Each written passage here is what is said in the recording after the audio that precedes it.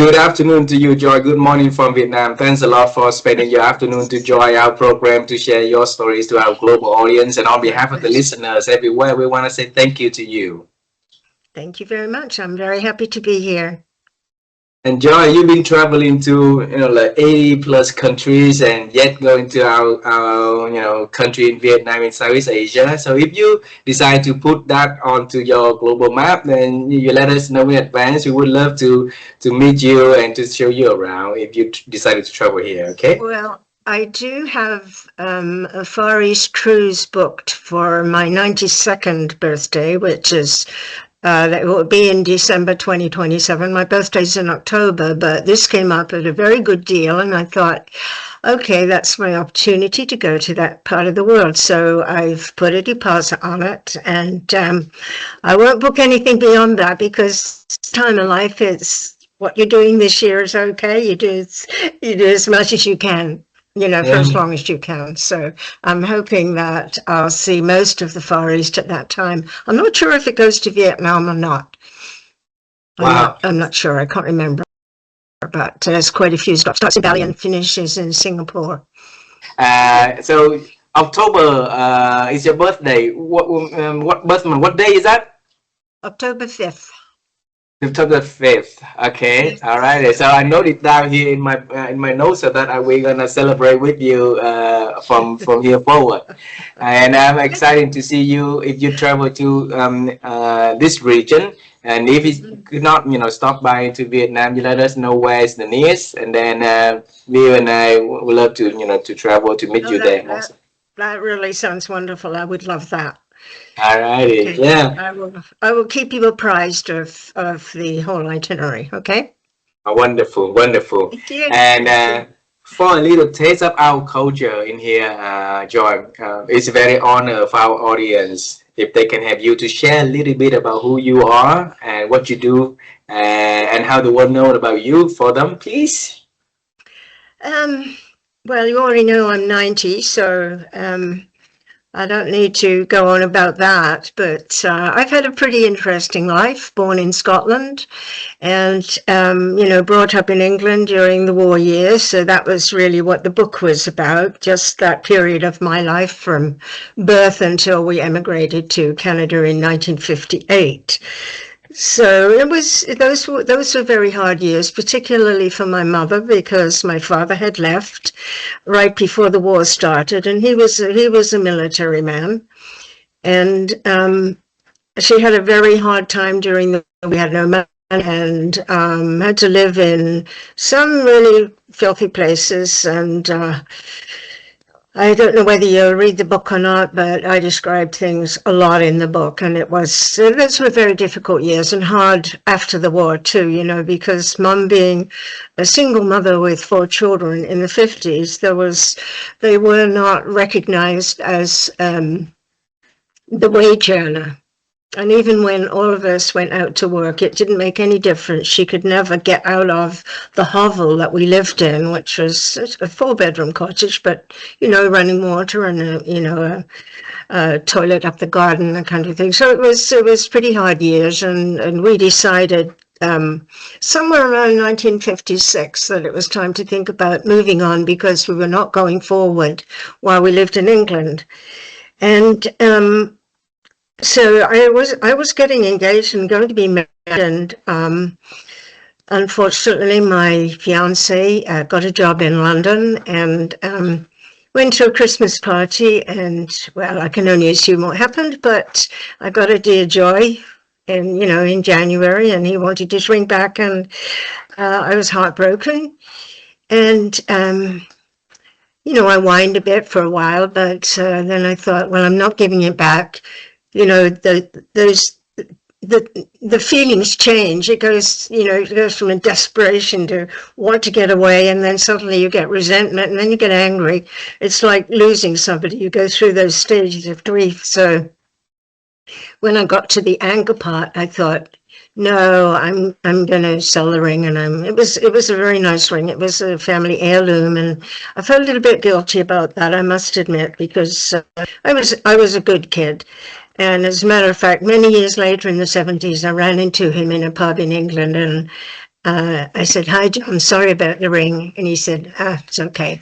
So I did, it was okay. So, but yeah, I went to Italy and don't really know how I had the courage to do that because I was very shy, and I think in some ways I still am. There's a part of me that's an introvert, and don't want to expose myself too much. But yeah, I went to find my way across London, and across on the ship to France, and we went through France and Switzerland and Italy on the train, and it was very exciting. And the first night, I'd met a couple of girls on the boat, and we were going to go dancing, and I fell asleep, and so I woke up and they'd left without me, and I don't blame them.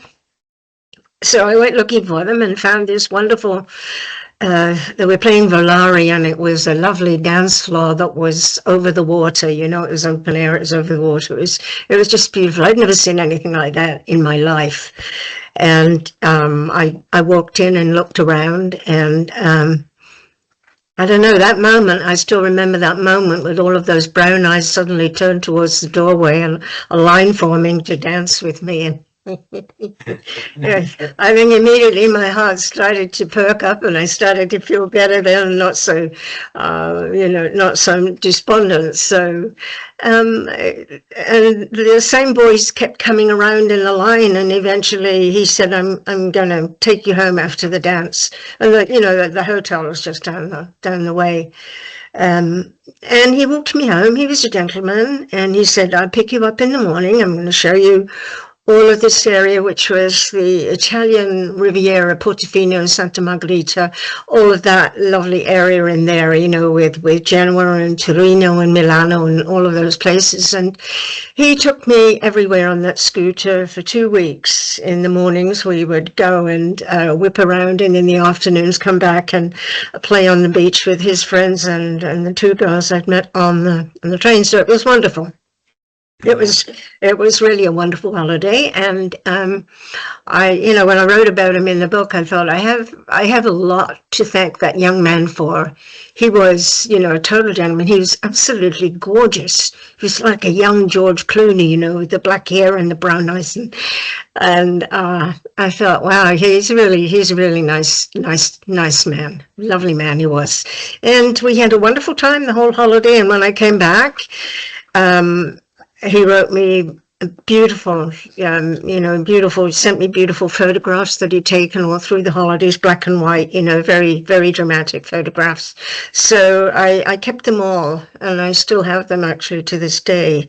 Wow. And for my birthday, my 21st birthday, which was in 1956, I'd given him a photograph of, just a facial photograph, and he had it turned into a beautiful painting, watercolor painting. He commissioned a painting for me and sent it to me for my birthday. And that picture is in the book. I think it's right at the front of the book.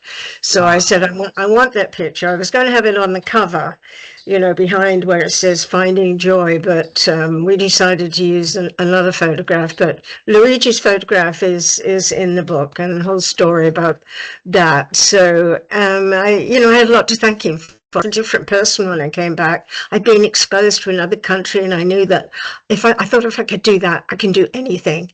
What else can we do? Well, the next trip was, he came over the next year, and I showed him as much of the country as I could, and he had a lovely time.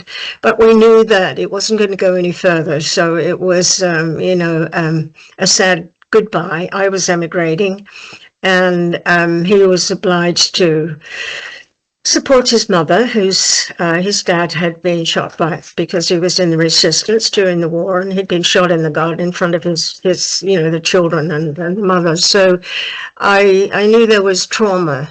There was trauma there, as there was for me too during the war. So we said a lovely goodbye, and I always wanted to know that he had had a good life.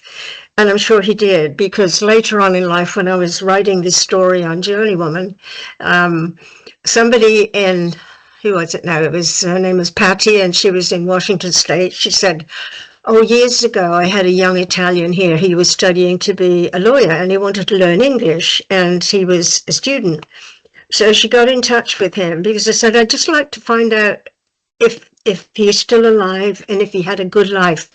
So she had this young man phone everybody who was called Luigi Poloniato, and in the Milano area, and they didn't find him, but they did find one woman who said they just lost the husband, but she didn't feel comfortable talking about it, to a stranger. So I thought that was probably Luigi because he was older than me. So after that, we emigrated to Canada, and Mum came with us, but she didn't really fare too well in Canada. She was in her 60s at that time and missed, the family and the grandchildren back in England. So, and I'd met my future husband, and we got married in May '59, and just after that, we sent Mum back to England to live with family. And Mike and I, we traveled across the country. We saw a lot of the beautiful sights in the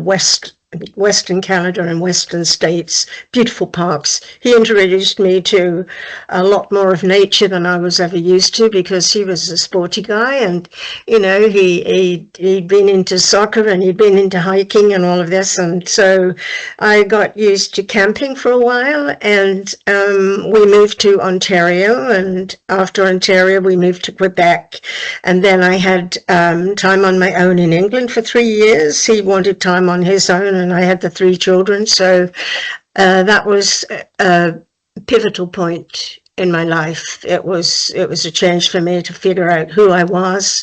And I found out that I had a lot of inner strength, enabled me to buy a house over the phone and fix it up and do a lot of different things. I took carpentry at night school. I joined a dance club, and traveled to Europe getting babysitters for the children. So I figured out who I was and what my strengths were. And I had one of the children had ADHD and was very hyperactive, and I was having trouble managing because she was getting into a lot of difficulties as just as a toddler.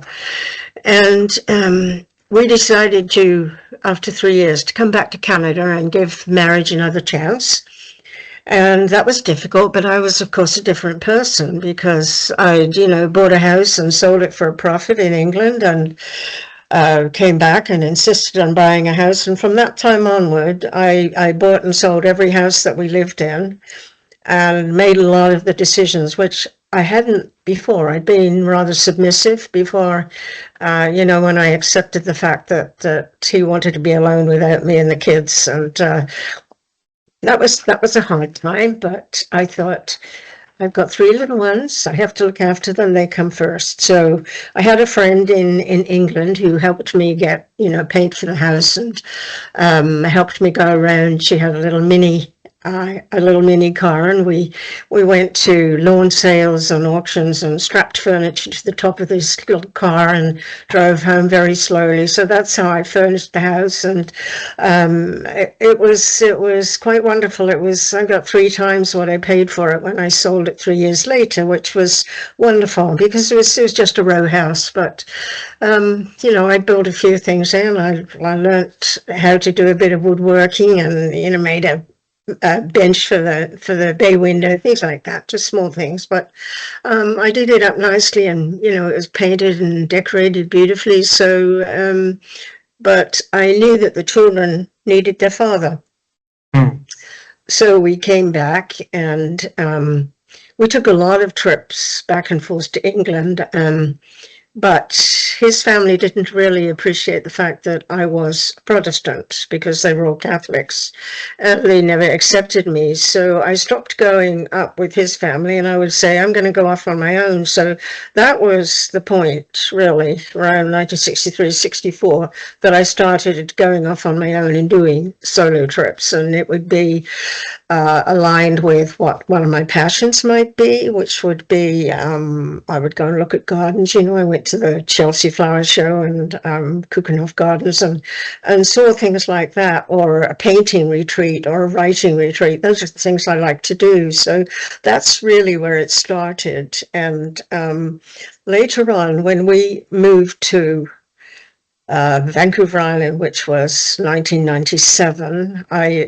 Before that, I had been going to conferences in many places and going on my own. Sometimes I had a roommate, sometimes not. So that accounted for some of the 80s. I went to Europe quite a bit. I went to Italy 2 or 3 times and, took river cruises through Germany and Austria to Budapest. So I saw quite a lot of Europe. And I also went to Australia and New Zealand and rented a car and, drove around New Zealand on my own, which was a good adventure. Went swimming under the barrier reef in Australia out of Cairns, which was a big deal because I'm rather afraid of water. So to do that, they paired me with somebody else who was going. You said you have to have somebody down there with you. So I did that, and I thought, well, I am really coming into my own, but being on my own for 3 years in England, really, that was a pivotal point in my life when I figured, if I can do this, I can do anything.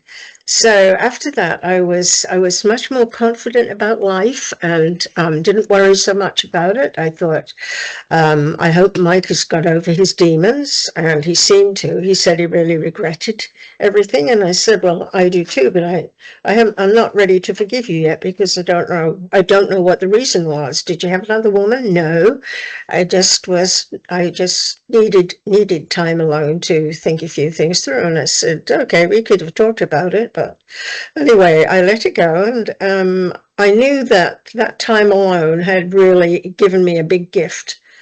And the gift was it gave me myself, because after that I didn't take any more crap. I was never submissive. I made a lot of the decisions in the house, and so I was okay with that. And kids loved their dad, so things went along pretty good. And when we got to Victoria on Vancouver Island in 1997, he was diagnosed with Parkinson's.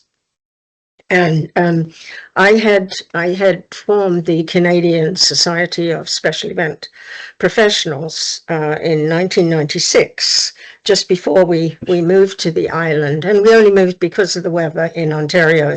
It's pretty bad, ice and snow. And I'd also, just prior to founding CANSPAP, I had opened my own business, conference management, and I'd also been to the Protocol School of Washington and got certification in protocol and etiquette for various countries. At that time, meeting companies were thinking cross borders. That was what the talk was about, cross borders. So what I was doing was doing it, really at exactly the right time.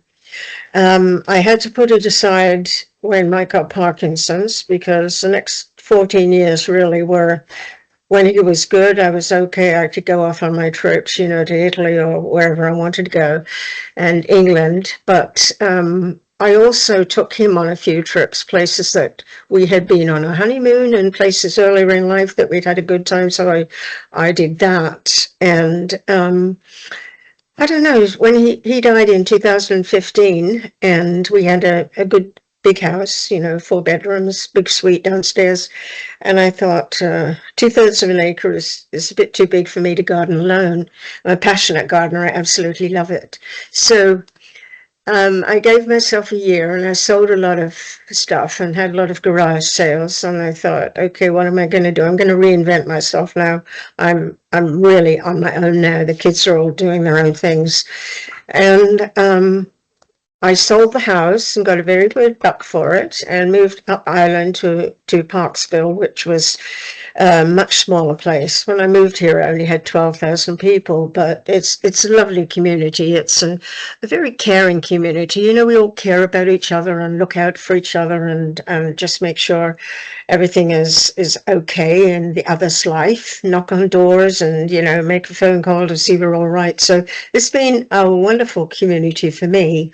I no longer work, of course, but I'm involved in my passions, which is during the summer, it's just gardening. I'm in the garden all the time, and I've created a beautiful garden here, so I'm very happy with that. And I don't know. Finally, I have a peaceful life. I love my life. I love my house. I love my community, and I love who I am because I am now me. Mm. I don't want to be anybody else. I can't be anybody else. Everybody else is taken. But I am, I'm just happy with who I am right now. So I am 100% happy. I have a couple of regrets back there. I wish we had never been separated because I was really in love with him and didn't know how to deal with that, but I learned how to deal with it. And I think often hardships in life are the ones where you find out who you really are, because if there's nobody else but you to deal with it, then you deal with it. You have to, because it's a necessity. And you've got three little guys, and I mean, the baby was only 3 months old when we went back to England. So, it was difficult with a 3-month-old, a 3-year-old, and a 6-year-old.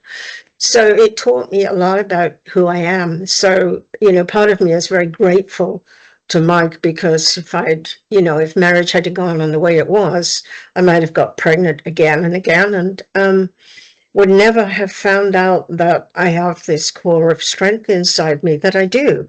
I'm very independent. I really value that very much.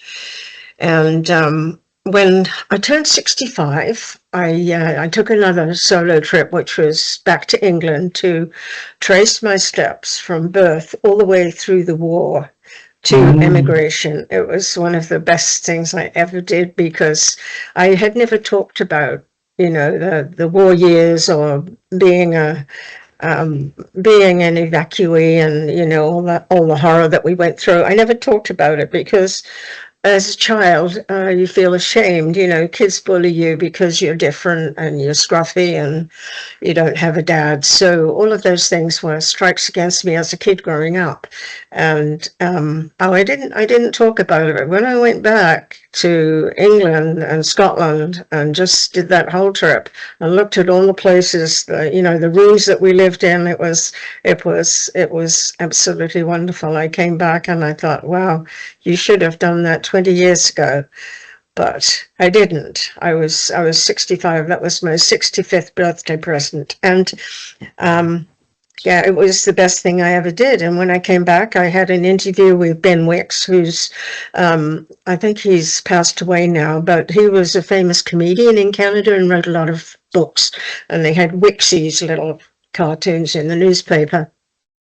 But he had been an evacuee during the war in England, and he wrote a book about it. He wanted to get feedback from people who'd been evacuees. So he took my story, had an interview, and put the story in his second book. So there was no reason for me to be quiet about it anymore. I was able to talk about it. So that was when I started writing this book, which is Finding Joy. Right. And I did. I found out exactly who I am, and that's really what it's about.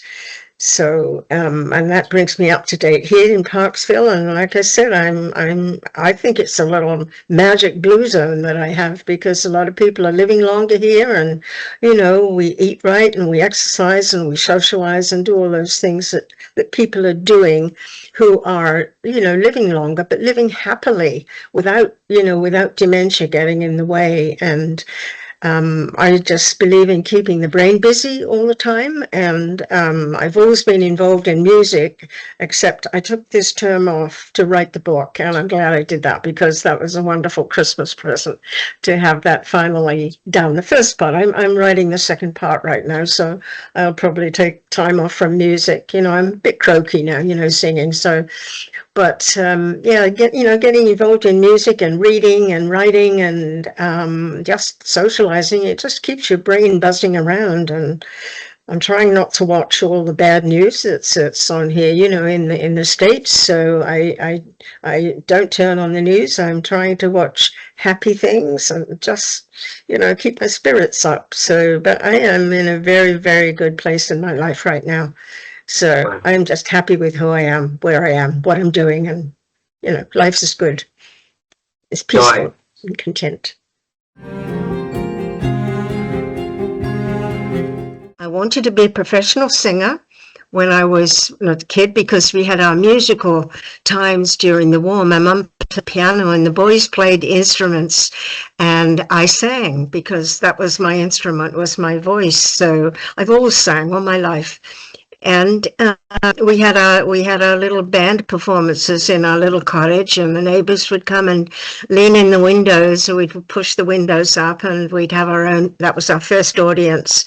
But yeah, so in Victoria, I was invited to sing with a band. So we did a lot of gigs, and I had a great time. Made lots of CDs, and that was part of my bucket list, was to make a CD. So I did that in 2008, and we went on to make about 6 or 7 CDs after that. So had a great time while I was in Victoria, you know, just performing, and I was singing also with a choir and got quite a few solos there. So it was a good time musically for me. So I've been musical all my life, and I think that's probably why my brain is still active. I'd love to be singing again, but honestly, you know, now I'm getting a little bit croaky. I sing as a tenor in the choir, so I've got all these lovely money voices behind me, you know, lovely deep voices. It was quite nice, but I just took a break to do my book, which was hanging over my head. I wanted it done, and it's off my shoulders and on the page now. So that was the thing. Yeah. It's an interesting question, but I found everywhere that I've been that people are people, and there's no reason to be scared of meeting somebody from another culture. A smile pays great big dividends, and everywhere I go, even locally, I just smile at people and talk to them, and invariably they smile back. And if there's a way to give a compliment, then I give a compliment, and it opens up conversations. And I just think people are the same all over the world. You know, they dress differently and they have different customs, but there's really nothing to be frightened about. So I just loved it. And when I was teaching protocol, we talked a lot about different cultures too around the world.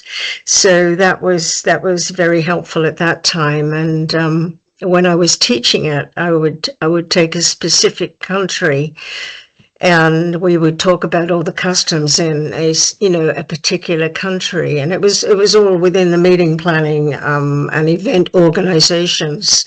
They needed, and if they wanted to take a meeting to Japan, for instance, they want to know what they would have to be aware of, that kind of thing. So I had an interesting time doing that, but I just think that people should get over their fear of other cultures and just get out there and mix with anybody and everybody and expose yourself. So that's really what I do.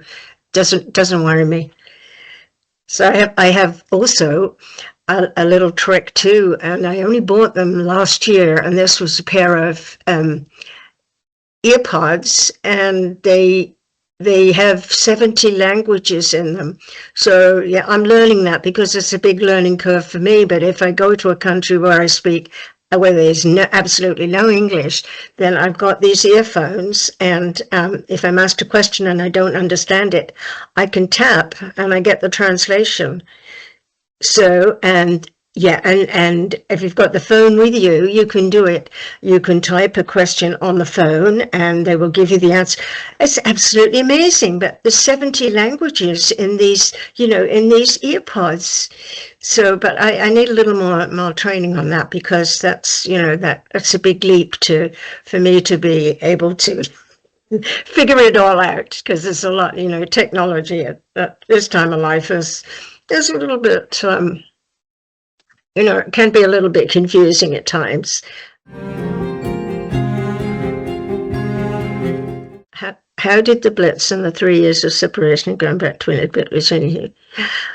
Well, the Blitz was, while it was horrible, we did learn to depend on each other during the war. We had to, and particularly when we were in a shelter, either during the day or at night, because sometimes you were with strangers. If somebody was passing by and they were not near their own garden shelter, then they would come into ours, and that was the protocol of the time, to share the space. And we just learnt to depend on each other, and we had to, really, because nobody ever knew whether their house was going to be the one that was hit that night. And where we lived when the house was bombed was pretty much where Heathrow Airport is today in London. And at that time it was just a little, cargo depot, and this was a town called Ashford in Middlesex, so very close to where the airport is now. But we learnt to just be comfortable with each other. I think, although we were scared all the time and hated it when the siren went and we had to get out of bed and, go in the shelter because it was damp. There was a fear that it could collapse. If a bomb fell on top, then we'd be buried alive. That was one thing that I was always deathly afraid of. But Mum would read us little stories, and so we would settle down, and we really learnt to depend on her. She was the one that we looked up to get us through all this. And the other question, going back to England, that it built a lot of resilience in me, but it just taught me that I could depend on me to do whatever I needed to do in life without depending on another person. And being without Mike all those years, I mean, he was traveling all over the world, so he wasn't around. And I learned an awful lot about myself in that time. I think it was, if he was alive now, I would say I owe you a debt of gratitude for letting me know that I actually was strong enough to get through that and to survive afterwards, and after that I was always strong, and I've never really looked back. When I came back, I thought, I'm no longer a submissive woman. I was before, because we were brought up, to basically get married and not worry too much about education. But I wanted an education, so I got my bachelor by email, basically, and doing it online, because I was working, so couldn't just take time off work to go to go to college. So I did it online and got it that way, BSc. So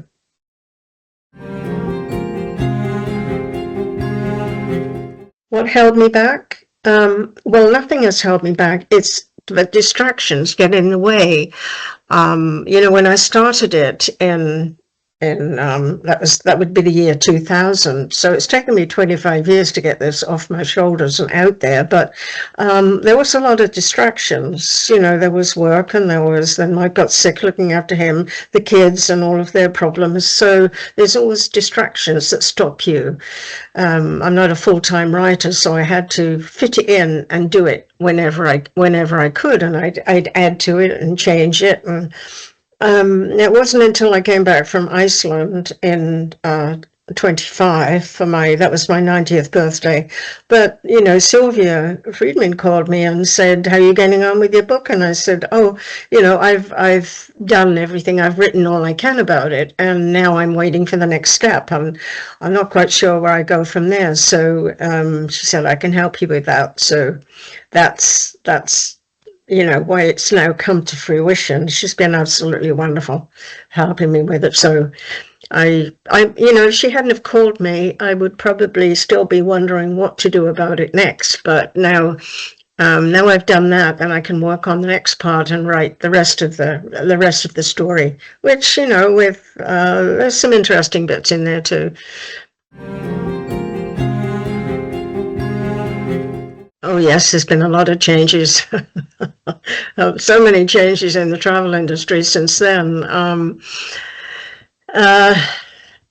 I mean, that one when I was 20s, I didn't fly. It was, it was trains and ships and trains again and the same on the way back. But when we started to go traveling together by air flight was, it was lovely in those days. I think the first time we went back to England was 63 after we got married. And we flew on British Airways, and it was just a great pleasure to travel by air in those days, and it isn't now. It's even my daughter was here for Christmas and going back her flight for 26 hours. So, she was a day and a half late getting home to Nova Scotia. So things like that. There's a lot of disruptions now in the travel industry. So I think you have to pick your spots where you're going to go, and I don't go where there's any trouble going on, and unfortunately can't go to the States right now. So, but I am going to Scotland this year, going back to Toronto to my granddaughter's wedding in May, and also to see my great-grandson who was born in September. And then for my birthday, my 91st, I'm having a skirt built in my clan tartan, made by a professional designer in Glasgow, Scotland. She's going to make it for me. So I'm going to the Royal Military Edinburgh Tattoo for my birthday, and having a skirt made in my tartan because we're part of the McRae clan in Scotland. So I'm going to do a little tour of Scotland and have a look around. And but aside from going to the wedding in May, and Scotland that will be late August, September time. I'm not sure what's beyond that. We'll see what comes up and what money I have available. Discretionary income, there's not a heck of a lot of it in my life right now because I keep using it, for projects and travel, and so I've got to figure out a way to I've got to figure out a way to make more money, if that's possible. I don't know whether it is, but and then we go home. There's nothing like coming home again.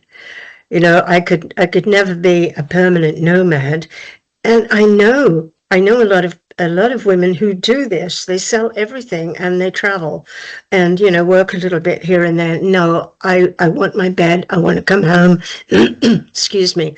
When I had my cat, who unfortunately died last year, it was lovely to come home and know there was a little animal there waiting for me at home, and neighbors to look after the house and do what needed doing, put the garbage bins out and things like that. So I'm happy to come home. I love to travel. It's exciting, and as long as I can, I will.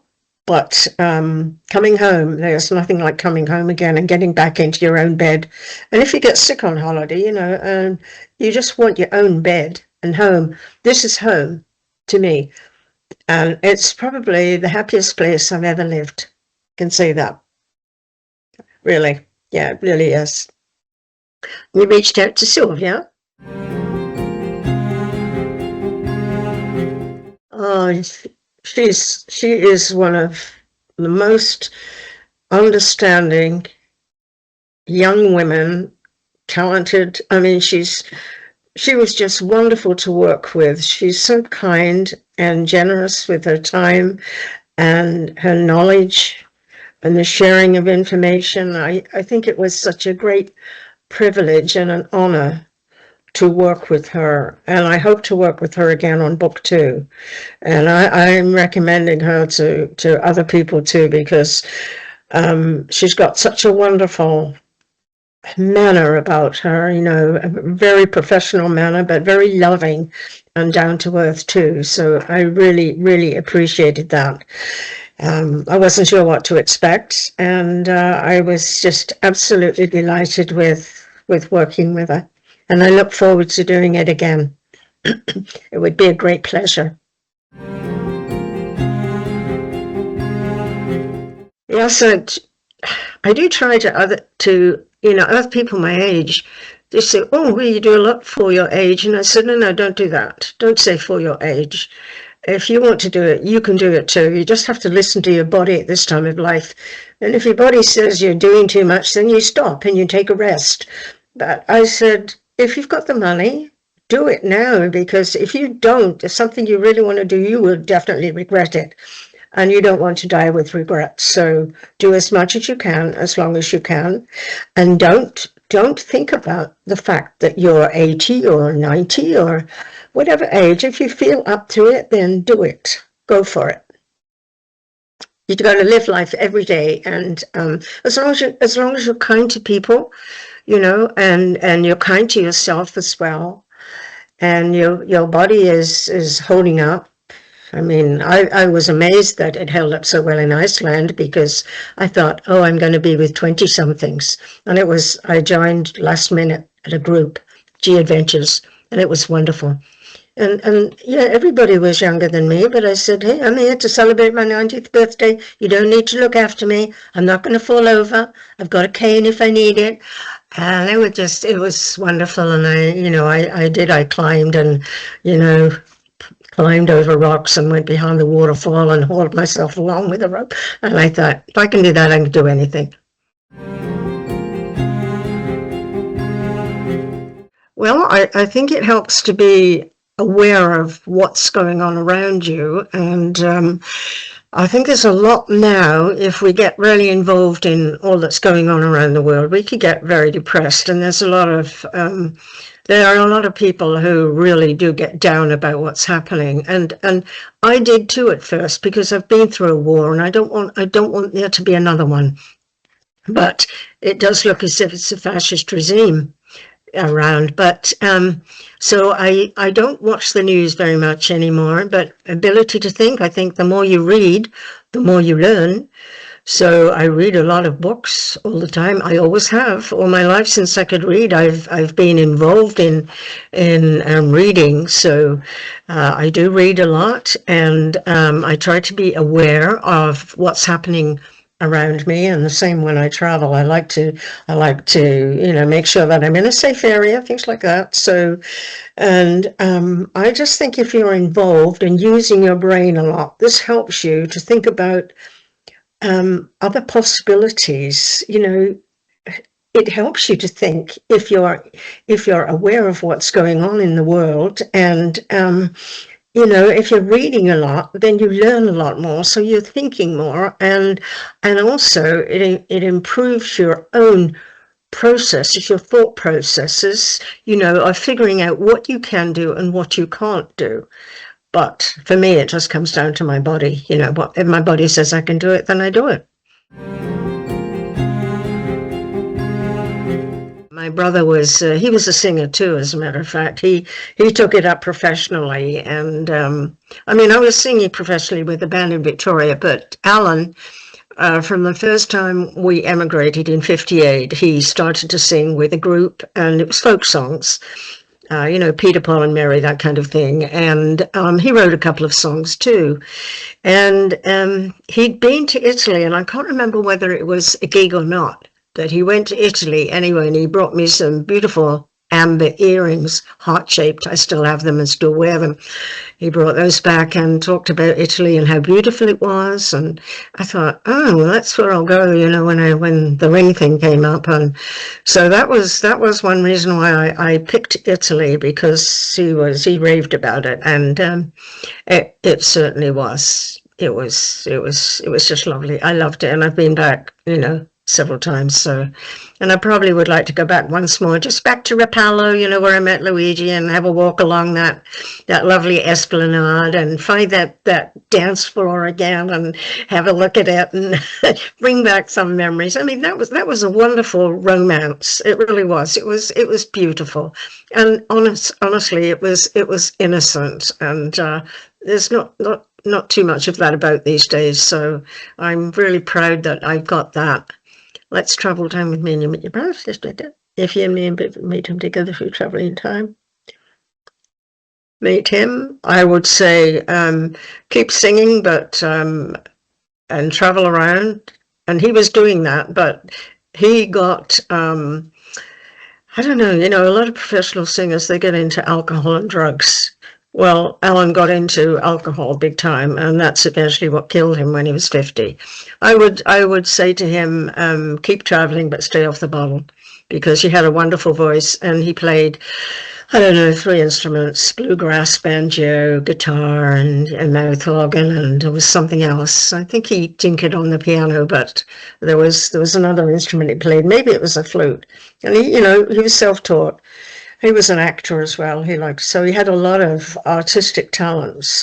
Two out of three of my brothers had great artistic backgrounds. My elder brother, Colin, he was wonderful at embroidery, painting, you know, music. So, you know, decorating a house he made some stunning places. So, Alan, I would just say, you know, build your, I don't want to say itinerary, with your repertoire of, you know, the songs that you're writing. Make another couple of records and keep traveling and keep singing, because singing is something that is wonderful for all ages. Music is, you know, I mean, it's everybody can enjoy music without needing to speak. So, but he was his own worst enemy. Oh, thank you so much. It was wonderful to be with both of you. And who knows, if you come to Vancouver, maybe we'll see each other. I would love that. Okay. We will. Yes. With the very best of love to both of you. So thank you so much for having me. I appreciate it very much. All right. Well, bye. Take good care.